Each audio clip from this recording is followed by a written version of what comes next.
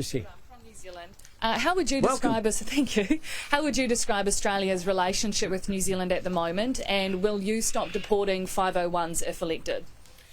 Well, Section 501 applies for breaches of people who are on visas, and if people commit serious offences, then action should be taken in Australia's national interest. The law should be changed. Action should be taken in Australia's national interest. But can I say that Jacinda Ardern is someone who I've met with here in Australia and also in Wellington and in Auckland. I think she is an outstanding Prime Minister, and I'm sure that we would have a very warm and cordial relationship. Last one. You've been mentioning about how you want to address the gap in wages compared to inflation, and the wages data that came out yesterday. But if you get in office, what will you do to address the gap in wages between men and women? What tangible steps will you take to address that? We will have reform in terms of the Fair Work Commission that looks at those issues, including making gender pay equity an objective of the Fair Work Act. We'll also look towards making cases. There's been 21 cases taken on the basis of gender pay equity to the Fair Work Commission over a number of years. The only one that's been successful was in 2012 with the Social and Community Services Award.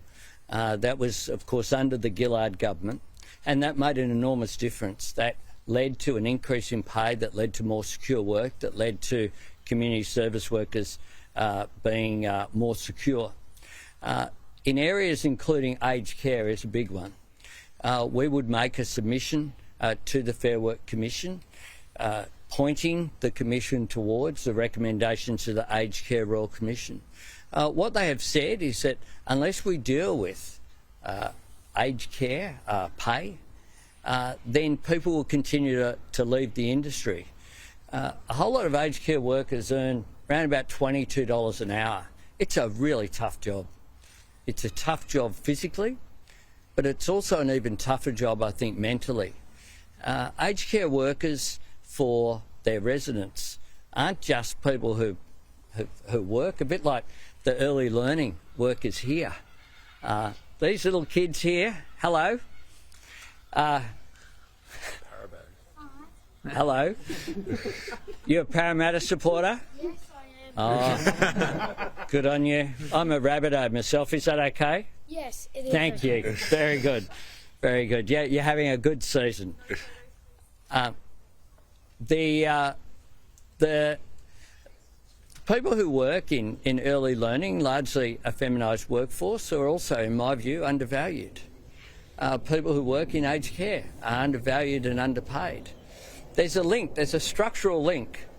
When you look at those industries which are feminised, which have lower wages, then I think that is something that has to be addressed.